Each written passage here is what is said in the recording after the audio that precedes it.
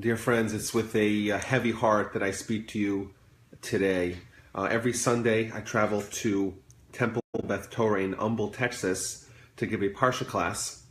But as you well know, the Houston area was hit very heavily over the weekend and last night by Hurricane Harvey, and there was just an insane amount of raining and flooding, and the hurricane had multiple spiraling bands of rain, creating historic flooding. And the way they measure flooding is by levels, how often they're supposed to happen. So this was a 500-year flood level, and it's just catastrophic disaster. We have the bayous are overflowing, the highways are flooded, even some roads, they caved in under sinkholes. Roadways are littered with abandoned cars. The airports are closed and flooded.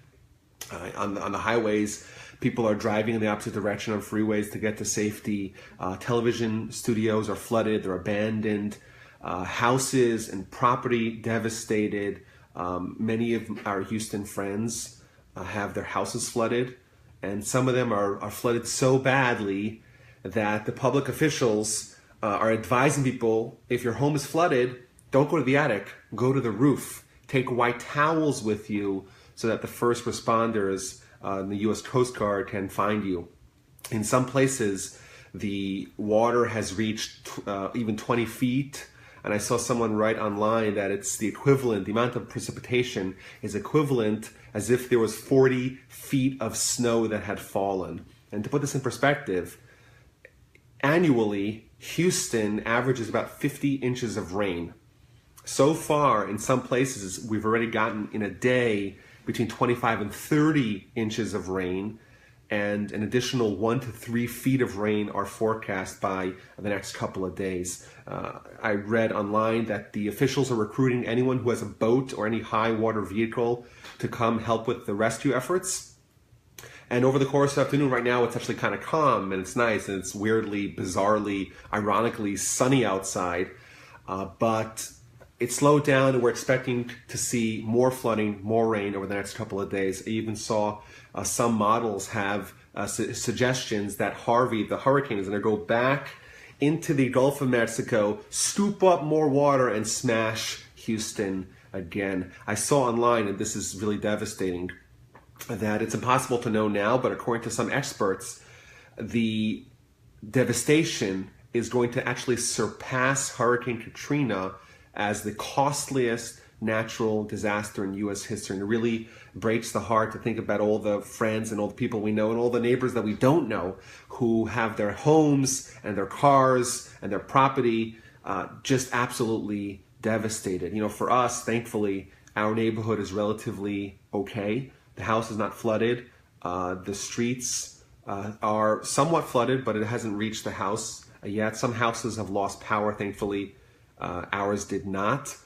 I did hear a report of a gator prowling around the neighborhood. That is unverified. I did see some pictures. It's not so clear to me. But either way, it's very dangerous. And please, everyone, if you're hearing this, and you stay safe and follow orders from the officials. Now, Meyerland, the neighborhood where the Torch Center is located, is actually completely flooded. And you see pictures online, it's devastating. You know, the Torch Center, where we work, is actually under several feet of water. And I want to give a public thank you to Alex Gonick, who kayaked from all the way down Braeswood to go to the Torch Center and to rescue the Torah books. We have a library full of Torah books, and as the water's levels are rising, it's progressively damaging various books. So he came with his crew and they rescued the Torah books, and he actually went next door to Rabbi Yakovian's shul and took the Torah scrolls. And as you think about how devastating, no one was prepared for this, and took the Torah scrolls to safety. So thank you so much, Alex Gonick. I want to share a positive message. You know, this is Houston. We've been hit really hard. Thankfully for our family, it's not as bad, but I feel like, you know, the people in Houston are my family, and many of our friends and many of our board members, and especially people living in Meyerland and U.S. neighborhood, they really suffered. But I think we have to realize that we're resilient people. We are a resilient city. We will rebuild. And for us at Torch, our Torch Center that we built a couple of years ago, or a year and a half and change ago, it's now flooded, and it's going to take a Herculean effort to rebuild it. If you want to help donate towards the rebuilding of Torch, please go to torchweb.org. I'm going to put the link in the description of the podcast. Torah will not stop. Harvey has devastated us, but we're going to continue and forge ahead. This week is Parshas Teitzei. Teitzei means when you shall go out. And this Parsha is unique because it has more mitzvos than any other Parsha in the Torah. Of the 613 mitzvos in the Torah, 74 of them are found in this week's Parsha. So it's a rapid fire of mitzvos. And let's try to learn it and see what lessons we could derive. So the first mitzvah that it talks about is a very strange sounding mitzvah. You go out to war against your enemies and you'll be victorious. And then you're going to find a beautiful captive amongst the captives, and you're going to want to marry her. So you have Jewish soldiers going to war, and they see a beautiful woman who they are desirous of. What do they do then? So the Torah outlines what has to happen. They can take her. However, provided there's certain requirements that are met. First of all, the Torah is obviously discouraging this. So you can bring her, but she shouldn't beautify herself. You should realize that this is probably a bad idea. And the Torah goes on to say that if you do marry such a woman, it's very likely that you will go on to hate her. But you can, if you want, you can convert her and she can join the Jewish people. Now, Rashi tells us, what's this idea that you go to war and you find a Gentile captive woman and you're suddenly allowed to marry her? Since when does the Torah start waiving prohibitions because of the conditions of war? So Rashi tells us, very famous Rashi, that the Torah, lo dibra Torah ela keneged yetzer hara, the Torah did not speak in this instance only in opposition to counter the yetzer hara. Why? Because if the Almighty does not permit her, you'll marry her in sin. What the Torah is saying is like this. Someone goes out to war, very treacherous conditions that really change a person. And therefore, he is very susceptible to engaging a behavior that is unlike the behavior he would partake in otherwise. And therefore, the Torah says, if I do not allow this to go through, it'll happen in sin. And I think this is a good just mantra. It's a good motto. If you want to know what is Torah, what's the objective Torah, how is Torah oriented to change a person? Here is perhaps a good answer. Lo dibra Torah ella keneged yetzer hara. The Torah is only coming to speak against the yetzer hara. We're placed in this world, and we have headwinds. We face challenges. There's a yetzer hara, a force that is hell-bent on making us fail and making us lose what's special about us and making us sin.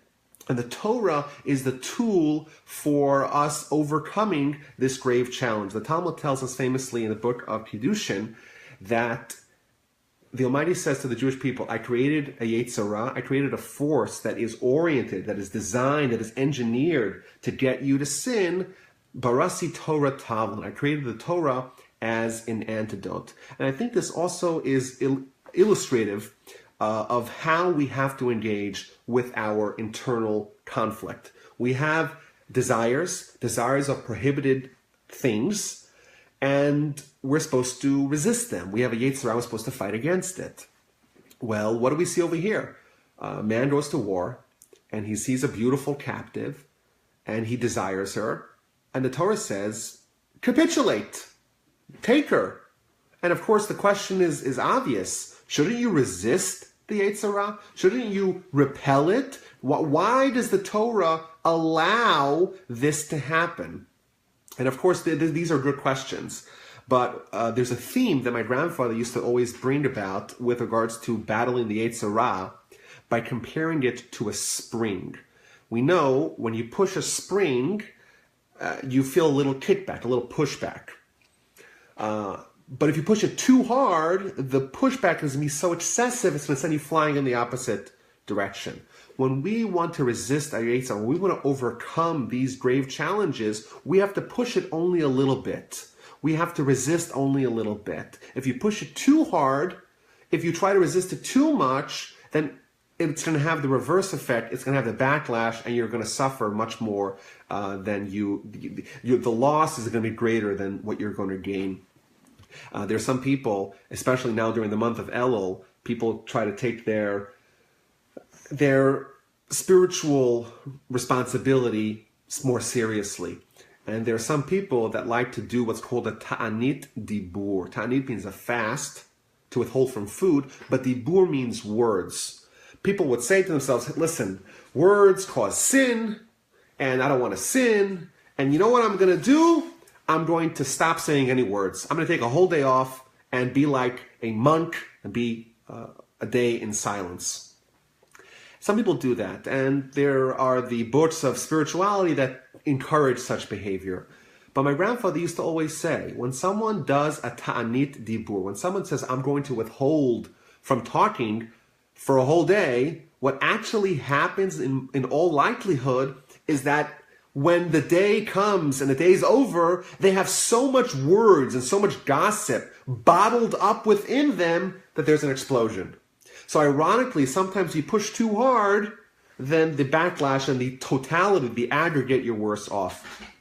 That's another lesson we see from here. The Torah obviously understands, in this case, with the conditions of war and the testosterone being so high, it's impossible for you to overcome this challenge, and therefore the Torah is going to carve out a loophole to make it permitted. Because if you try to overcome this, it may backfire. And I think there's another important lesson from this episode, from this mitzvah. Here the Torah tells us you can't control it. But what does that imply? Only over here you can control it. Every other time you can. The Almighty only gives us challenges that we can withstand and we can overcome. If we cannot overcome it, if we cannot withstand it, then we will not be given it. And perhaps in this instance, with the beautiful captive in war, it's a case where we cannot overcome it, and therefore the Torah says, let's find a way to allow it. Maybe we can even connect this to the flood. The Almighty gave Houston as a city and all of us as individuals grave challenges. But obviously the Almighty believes in the resolve and the purpose and the unity and the camaraderie of our city and our people to gather together and rebuild, and we can and we will overcome. Another point, if you remember last week, who was part of the Jewish army? So remember last week, they talked about the fact that all the eligible men were gathered, and they had a selection process. Who was going to be part of this army? And they weeded off anyone who had recently gotten engaged but wasn't married, anyone that had recently built a house but didn't live in it, and anyone that had planted a vineyard but did not harvest it. And additionally, anyone that has any sins. So you think about it. You have an army, and there's no sinners as soldiers in the army. All you have are righteous people. And what happens? The Torah says in the next Parsha, you go out to war, and all you have is righteous soldiers. And what happens? One of them sees a beautiful captive. And he gets so lustfully desirous of her, and he says, I have to have her. Wait a minute, don't you have a family back home? What about your spiritual stature? The answer is that when someone goes out of the confines of their comfort zone, when someone goes to an area where they don't have the same guard up for things to protect themselves against things that could happen, no one knows where that can lead. My grandfather used to say he spent the war years, World War II, in Sweden. And he was a yeshiva student. He was a Torah scholar who went to Sweden. But he wasn't the only one that went to Sweden. He said there was many yeshiva students that would go to Sweden as a refuge because Sweden was neutral during World War II. And he said, almost to a man, yeshiva students that went to a place like this, that didn't value and denigrated Torah and Torah scholars, their spiritual stature tanked. And within a month, most of them had dropped everything. And now he himself would say about himself that the reason why he maintained his stature in such conditions is because he studied Musar. He studied ethical refinement every day.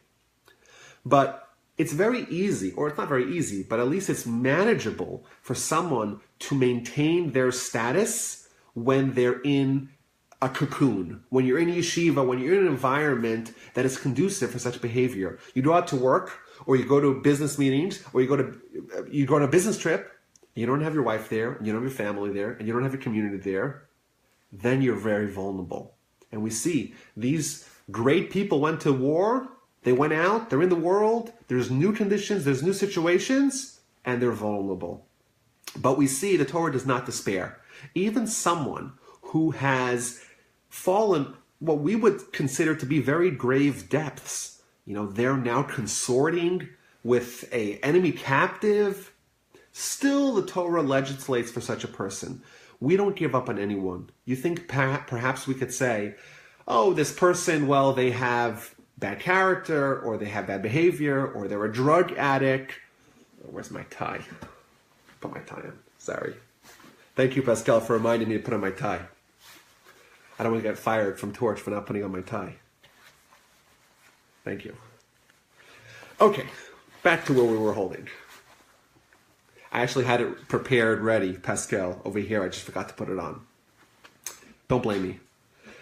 Sorry about that. So these people, they went. They're the drug addicts, so to speak. They're the people who are the dregs of society, and still the Torah says we don't give up on anyone. The Parsha continues by talking about a man who has two wives, one of them that he loves and one of them that he hates. And the halacha is, if a man gives, when a person dies, they bequeath their assets to their children. And the firstborn son, he takes double portion. So they divide the portion amongst the children, and the firstborn son gets a double portion. If the firstborn son is the son of the hated wife, then he still must receive the double portion. That's what the next section continues. Now Rashi explains the juxtaposition between these two episodes. The Parsha starts off with a man who marries a woman, a Gentile woman, out of lust. And it says, the very next section, if you have a wife that you hate. Says Rashi, there's a deep connection between these two stories. When someone marries a woman out of lust, that union is probably not very strong, because the lust invariably dissipates. And lust alone will cause division. And the verse tells us in Proverbs, L'ta'ava yivakesh nifrad. When there's tava, when there's lust alone, invariably that will eventually weaken. And what do you have left?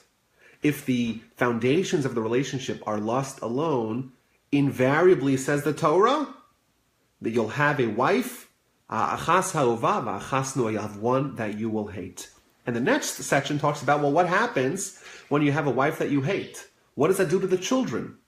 And the next section, beginning in verse 18, talks about when a man has a ben sorer umoreh, a wayward and rebellious son. This is a son who doesn't listen to his parents, who steals money from his parents and buys meat and wine, eats it in bad company.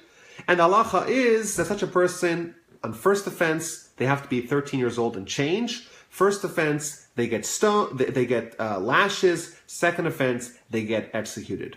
Now, the Talmud says that this actually never happened. Never happened, never will happen. So why is it written? It's written so that you should study it and gain reward. And the Talmud tells us that someone who steals money, well, yes, they're a criminal. And someone who eats wine in bad company, well, maybe that's not such great behavior. But does that really warrant that they should get executed? Of course not. So why do we kill the ben sorer umoreh, the wayward and rebellious son? Says the Talmud in Sanhedrin, Yamus zakai, let him die righteous, ve'al yamus chayav, and let him not die wicked. The Torah is able to prognosticate. It's able to look into the future and say, someone who behaves like this now, invariably in the future, they will behave in a way that will guarantee that they will have be worthy of capital punishment. And therefore, it's better to kill him today when he's still innocent. He hasn't committed any grievous sins worthy of capital punishment than to wait for him to be killed and executed as a result of his sins. Now, obviously, the question is, if this never happened and never will happen, then why are we told about it? And the Talmud says, well, you study it and you gain reward. So what's this reward that you gain? So, of course, all the commentaries explain what this means, what the reward is. Simply put, it means, well, you study Torah, and there's a great reward for studying Torah. But perhaps on a deeper level, we could say as follows. The halacha is that a ben sorer u'moreh only gets executed if his parents willfully take him to court. So if the parents opt out, they say, you know what, we don't want to have this case judged. We don't want him to bring him to court. If they opt to not bring him to court, then the case doesn't happen. And they have to bring him to court once to be flogged, a second time to be executed. And that's the reason why the Talmud says it never happened, never will happen, because no parent is going to bring their cherubic, innocent adolescent to court to be executed. But perhaps we could say that this is maybe the lesson. Perhaps a parent has to recognize that a child, their responsibility is that the child flourishes. And how do they flourish? More specifically, not just that they flourish in their physical sense, in their body, so to speak, in this world, but that they flourish in their soul, and they flourish for eternity, and they're here for a mission. And the worst thing that can happen to someone is, on a spiritual sense, is they live a life of sin. And they live a life where they behave in a way that erodes and corrodes their soul.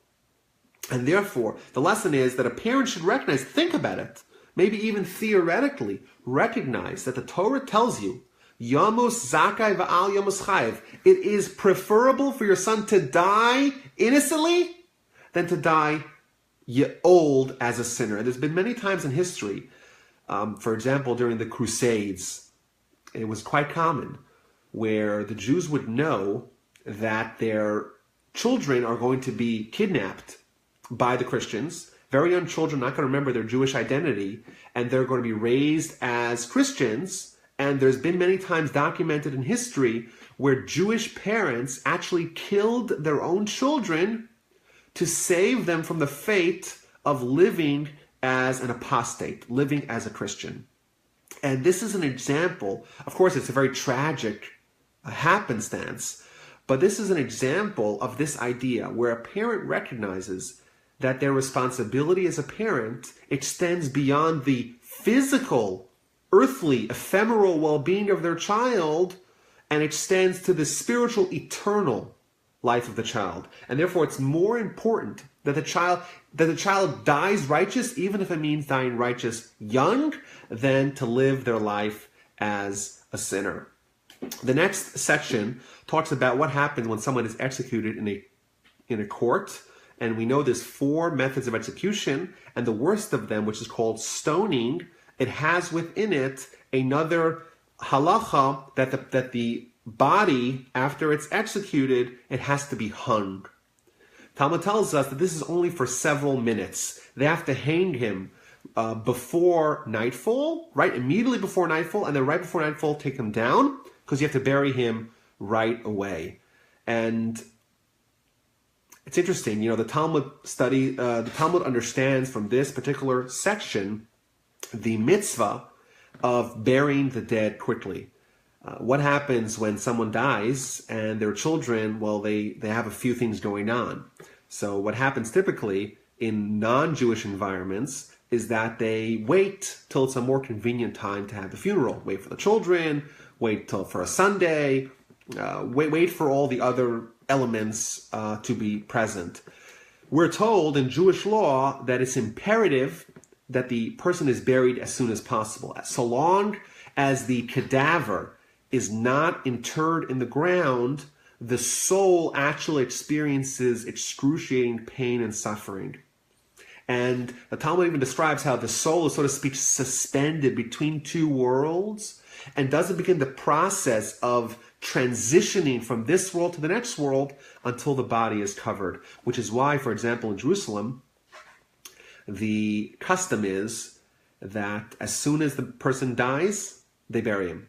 Even if it means burying them in the middle of the night or late at night or in a way where the person will not have a very well-attended funeral. In my grandfather's case, because my grandfather was such a great rabbi and scholar who had a tremendous impact on many of the people of his generation, the halachic authorities ruled that even though he died late at night around 10 p.m., they could delay the funeral until noon the following day, because that would be an honor for the deceased to have a much more well-attended funeral than it's allowed.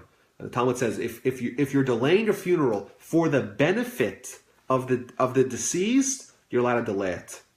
However, if it's just for your own convenience, then it would not be allowed. There's another story about verse 22, chapter 21, verse 22. The verse reads, literally, when a man has a sin, a judgment of death, and he is killed, and you should hang him on a tree. Rabbi Moshe Cordovero, the Ramak, one of the great Kabbalists of yore in Tzfat, when he died, the Arizal, Rabbi Isaac Luria, he used this verse to eulogize him. And he read it as follows. When a man has a chet mishpat mavetz, chet literally means a lacking. When someone is lacking a mishpat mavetz, there's no reason why they should die. They're lacking a judgment of death. They have not sinned, and there's no reason why they should die. V'humas, however, they die anyhow. V'talisa osa al ha'etz. You should explain their death by looking at the eitz, at the tree. Which means when Adam ate from the tree, the world is forever now going to suffer the fate of death. And most people die because of their own sins. But when someone dies and there is a dearth of sins, there's no way we can explain it. We have to explain it going back to the tree. Another important Rashi here. Rashi says that we have to take the person down because it's a shame to God the fact that there is a human being hung. And Rashi tells us a very famous example. You have two twins. One of them became a king, and the other one became a criminal. And the criminal was tried and was sentenced to death and was hung. When everyone sees him hanging, they say, oh no, the king was hung, because the person is an identical twin to the king. And that is a shame for the king. So too says Rashi, when a human sins and a human is executed, because man is created in the image of God, it's almost like man is a twin with the Almighty. Therefore, it's a shame to God to have him be hung, and therefore he has to be taken down as soon as possible. And I think that's a very powerful lesson, like to think about, wow, we are like twins with God. How much responsibility does it mean for us when we have this on our shoulders, the fact that we are a representation of God, and all the more so, not just as humanity, as a species, but as Jews, as we've seen several times throughout Deuteronomy, we are called the chosen people of God. When people look at us, they see us as a proxy of God. How much more so do we need to make sure that our behavior is worthy of such a classification? Chapter 22 begins with the laws of returning a lost object. There's many details, of course, as all Torah laws are, especially this laws found in this week's Parsha. But generally speaking, if you find a lost object, your duty is to find the original owner and return it to him.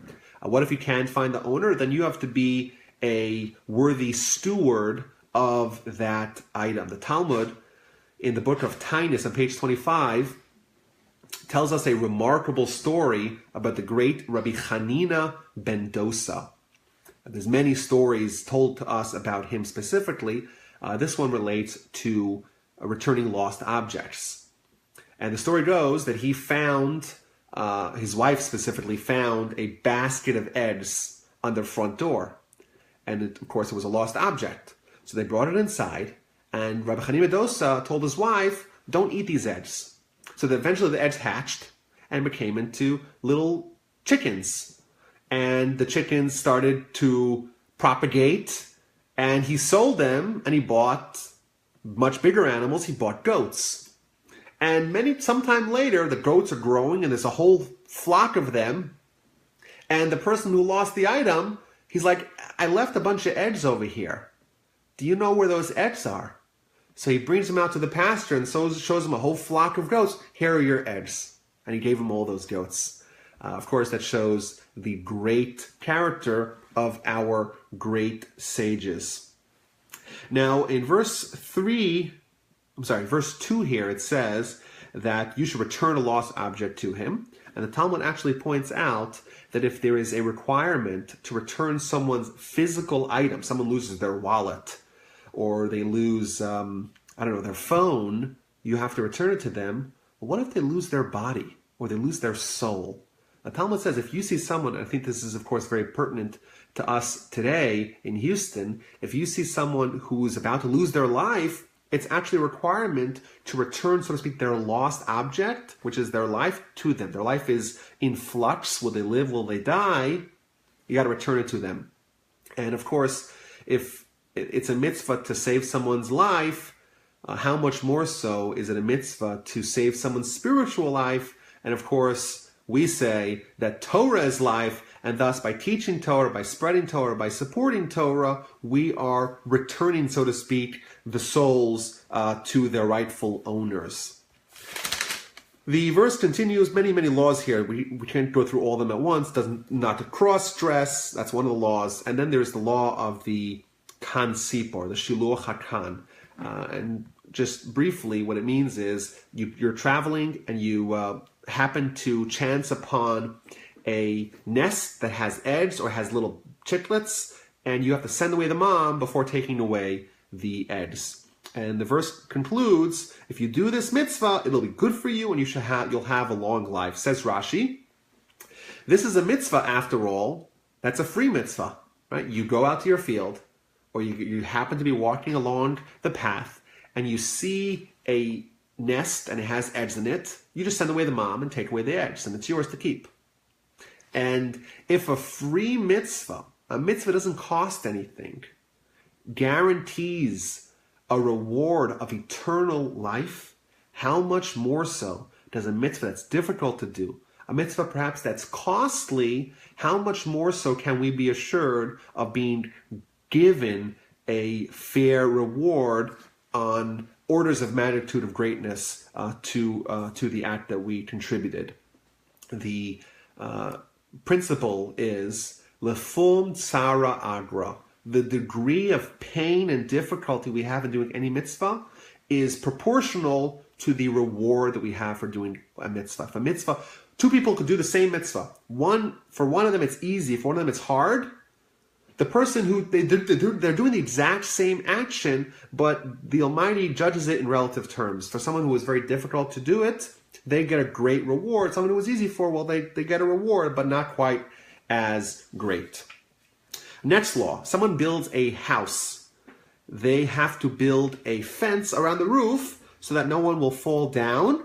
And if they fall down, of course, they are liable. So I think this does not apply only, of course, to homes, to swimming pools, to any kind of dangerous obstacle. You have to ensure that there is safety for those around it. They shouldn't, God forbid, fall in or hurt themselves. Now, there's an interesting philosophical dilemma surrounding this mitzvah. The mitzvahs were told to put a fence around their house and to not place blood in our homes. What this means is that if we don't put a fence around our roof and someone dies, well, we cause them to die. And the philosophical question is, wait a minute, doesn't God oversee everything? Doesn't God decide who dies and when they die? Why is it placed in our hands? Or what's kind of the philosophical understanding of how we're told here that we are the ones who are in charge to ensure that no one else dies? So there's a very important chinuch The Chinuch is a book written in the 12th or 13th century. Its origins, exact authorship is somewhat unknown. We know his name is Rabbi Aaron Halevi. Who it is exactly is a subject of dispute. But what he does is he delineates the 613 mitzvahs of the Torah in the order in which they appear in the Torah, and he gives a little synopsis of the laws of the mitzvah, to whom it applies, and additionally he talks about what the roots of the mitzvah are. What is the meaning, what's the lessons behind the mitzvah? And in this particular mitzvah, he addresses our question. You're told to put a fence around your roof, and if you don't put a fence around your roof, you may be causing people to die. Wait a minute. Doesn't the Almighty oversee everything, knows what's happening, and everything good and happen only happens because of what he wants? And he says something very powerful. He says the Almighty created the world and built it on the foundations of teva, of nature. And he ruled, he decreed that fire burns and water extinguishes fire. And he also ruled that if a huge stone falls on someone's head, God forbid, then their brain will be squashed. And if someone falls off a roof that's very tall, they'll die. So there's this balance here that the Almighty placed us in a world and we're kind of subject to the rules of nature. And therefore we have the mind and the mitzvah and the mandate to ensure that bad things don't happen as a result of our negligence. Therefore we're told that we have to have a fence around the roof or else we may cause someone to die. And I think this extends to other areas of living. The Almighty gives us everything. Well, so can I just lay down on my couch and wait for the Almighty to parachute all the goodness to me? Of course not. There's this balance. And we talk about prayer. Prayer really raises the same question. Someone's sick, so I want to pray for that they get better. I say, God, this person is good. Let him be better. Rifa'enu Hashem v'nei rafeh. Give us healing. Well, wait a minute. If the person is sick, who made him sick? It's God that made him sick. Well, if the person's poor, who made them poor? It's God.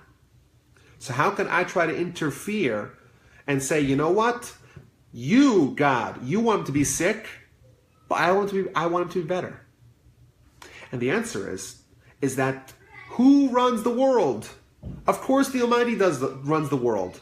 But the Almighty gives us, we're created in the image of God. We also have a say in what happens. And therefore, with our prayer, we take a seat at the table. And we say, you know what? This person is either going to live or going to die.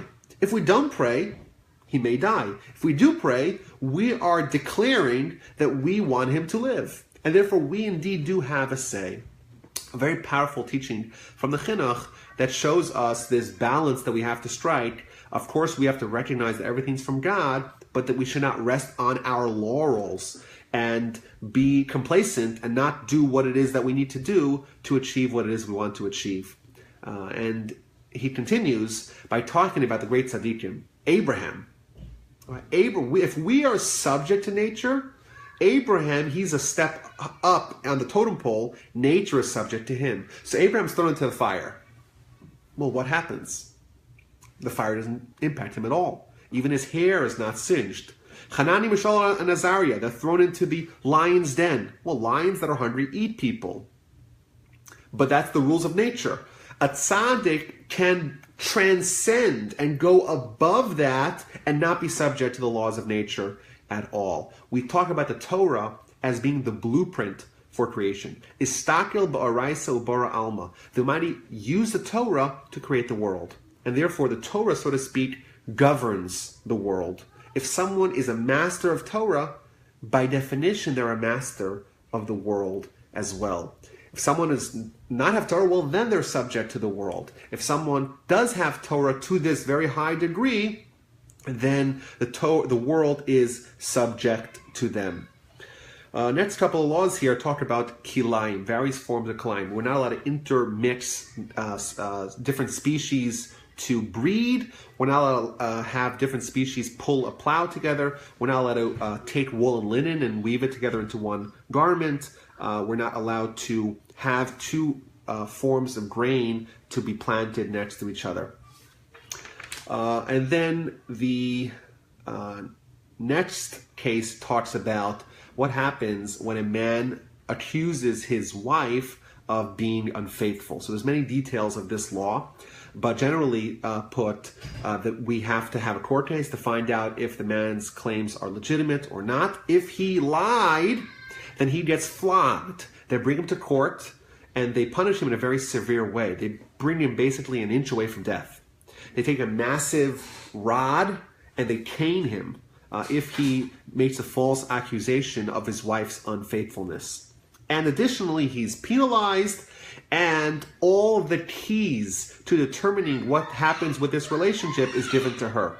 So a man, generally, a couple, they're allowed to get divorced if they want to, but that's a bilateral decision.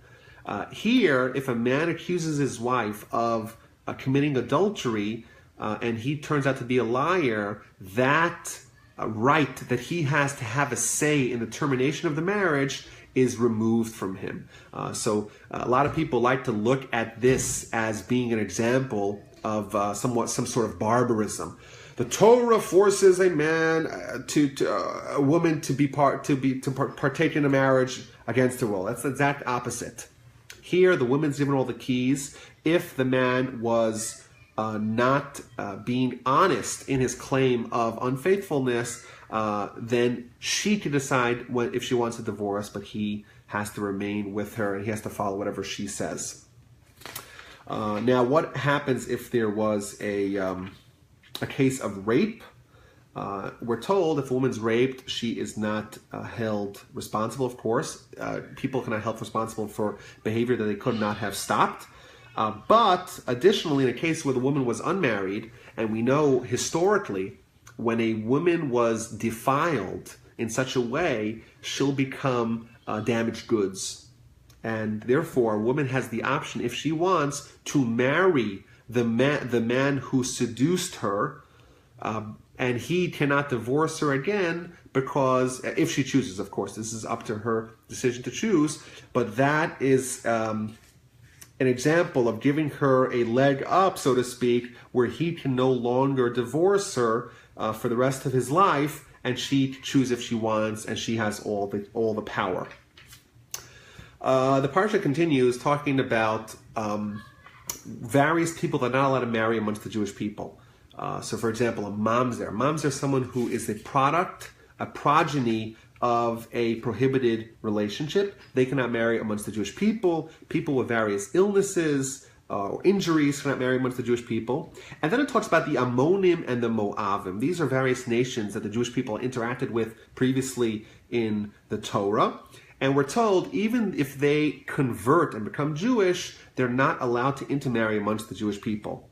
And interestingly, the Torah in verse 5 of chapter 23 tells us the reason why these nations are not allowed to intermarry amongst the Jewish people. Al dvar asher lo kidmu eschem belechem u'b'mayim. When the Jewish people were vulnerable, when the Jewish people had grave needs, and they encountered this nation did not come out and greet them with bread and with water.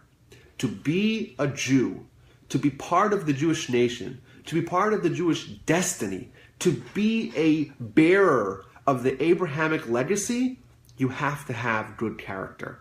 A nation that is so corrupted that they're not willing to show favor and to reach out to those in need, they're a nation that cannot be part of the Jewish people. If they did not come out and see the refugee nation, they're escaping Egypt, and they don't come out and give them bread and water, if they don't have kindness, that's the Jewish baseline.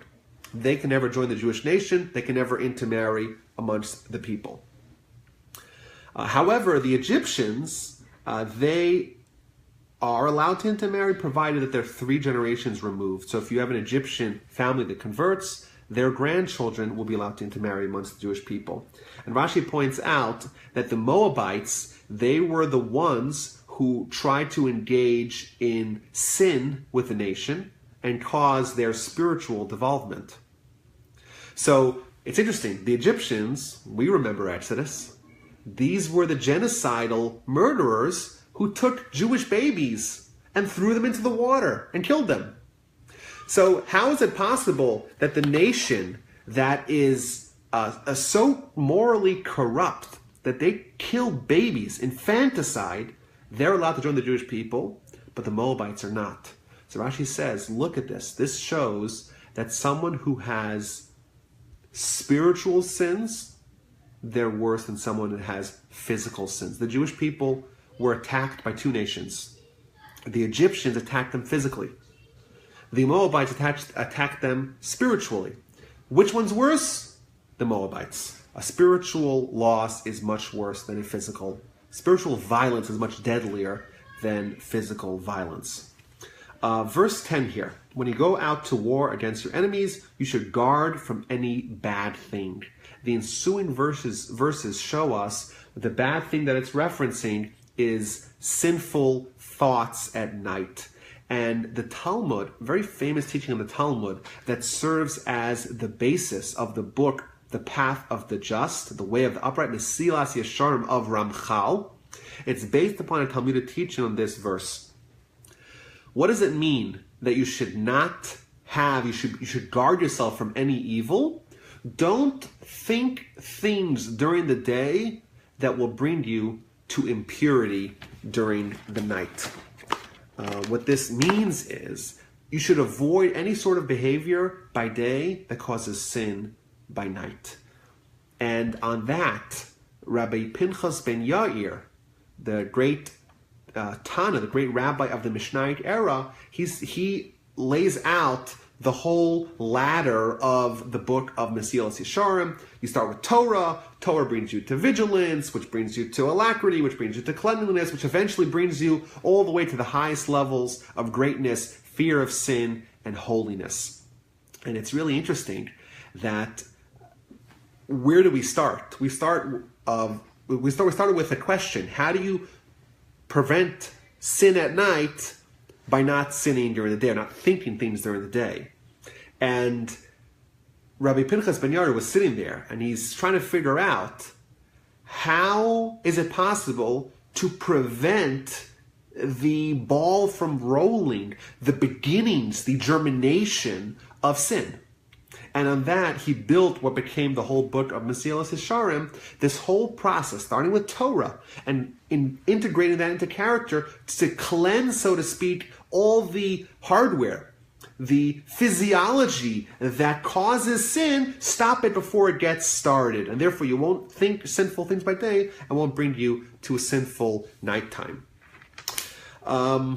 Okay, so there's many other laws brought one after another, of course. So, for example, if there's an escaped slave, you can't return him to the owner. There should not be people, boys and girls, designated for sin amongst the Jewish people. Don't take usury interest from your Jewish brethren. You have to pay your debts. If you pledge to give a donation to tzedakah or to the temple, you have to make sure you pay it. Additionally, if you have give me 1 second here, I want to just connect my charger. Okay, there we go. If you have an employee who's working in the fields, you cannot say that he cannot partake in any of the foods. And then chapter 24 begins with a law of someone who gets married. And it's interesting, we know Jewish marriages happen through a conveyance of money. So, for example, man gives a woman a ring. He says a special formula: behold, you are married to me, behold, you are betrothed to me. Gives her the ring, she becomes married. What is the source that marriage transactions happen with monetary value? It's chapter 24, verse 1 of Deuteronomy. When a man shall take a woman. How do we know that? How does that transaction happen? So if you look all the way back in Genesis, when Abraham is buying a burial spot, a grave spot for his wife Sarah, and he buys it from Ephron, it says the word kach with regards to money. And the Talmud says, well, here it says kach with regards to money, And here it says kach with regards to marriage. It must be that these two words, because they're the same word, they're linking these two sections together. And thus, just like the transaction with the grave happened with money, so the transaction of marriage happens with money. And I think it's a great example of the intricacies of the Torah's written Torah and the oral Torah integration. If I told you, find me in the Torah anywhere where it says that marriage happens with money, in all likelihood you could look for days on end, you won't find it. But with the oral Torah is like the decryption key. The written Torah, everything is there, it's hidden. Well, how do you find what the message really is? You take the oral Torah and you use that as a prism to try to understand the written Torah, and you could reveal all its secrets. Again, many laws one after another. Let's go through them really quickly here. A man gets married. He's not allowed to go to war, but also he has to be home for an entire year. At the nascent stages of marriage, where the couple are getting to know each other, they're acclimating with each other, and there's, of course, many hurdles and obstacles that need to overcome. It's important that they have time with each other. They spend time with each other for at least a year. He doesn't go away on business trips. He doesn't go away at nights. They're together. I would say, perhaps we could say, in today's day and age, people could be together, but everyone's glued to their phone. I would probably surmise the Torah doesn't mean just be together. It means develop and deepen and nourish the relationship so that it could grow and flourish forever in the future. There's a law of a kidnapper. What happens if someone kidnaps, God forbid? Again, we're told not to speak negatively about other people. Lashon hara will get saras. Remember what happened to Miriam. What happens if you lend someone money and you take a collateral? Don't walk into his house to demand the collateral, because that is demeaning for him. Wait outside, let him give it to you. If he's poor, don't take away the collateral that he needs for his daily use.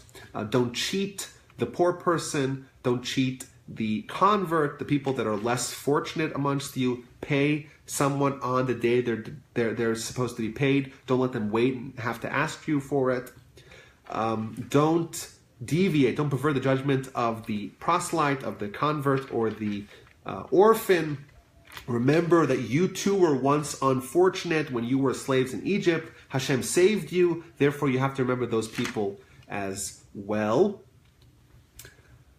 When you have a field and there's various leftovers, there's bundles that you left, there's various grapes that you left, you drop something, leave it for the poor, leave it for the hungry, leave it for the convert, leave it for the widow, leave it for the orphan. Chapter 25 talks about some of the judicial procedures and laws. Just a quick note here. There is a famous idea called kimle b'derabamine, which means if someone with one act or if in one time they commit two sins, one sin that warrants them a very severe punishment and one a more relatively minor punishment, we're told here, just an interesting law that appears very frequently in the Talmud, don't mete out both punishments, give them the more severe punishment, which is more inclusive. So if someone, for example, commits an act that gives them capital punishment, and in the same act they also damage someone's property, you only give them the more severe punishment, not the more minor punishment. There's a law of levirate marriage. Two brothers, one of them dies without children. The second brother marries the widow to build a legacy and a namesake for the deceased brothers. I'll just say quickly, this appears in 10 verses in Deuteronomy, or 6 verses of Deuteronomy. I spent many months, even years of my life studying the Talmud book of Yevamos, which talks about levirate marriages and all its details. So, of course, we're skimming through the Torah, just trying to get the whole story of the Parsha and pull some quick lessons. But, of course, the depths of the discussion are endless and profound. The Parsha concludes with a shop owner to not have mismatched stones. So suppose when someone says, I want to buy a pound of potatoes, and you have a stone that equals a pound to weigh it out, it should be no less than a pound. Don't have small stones for selling and big stones for buying.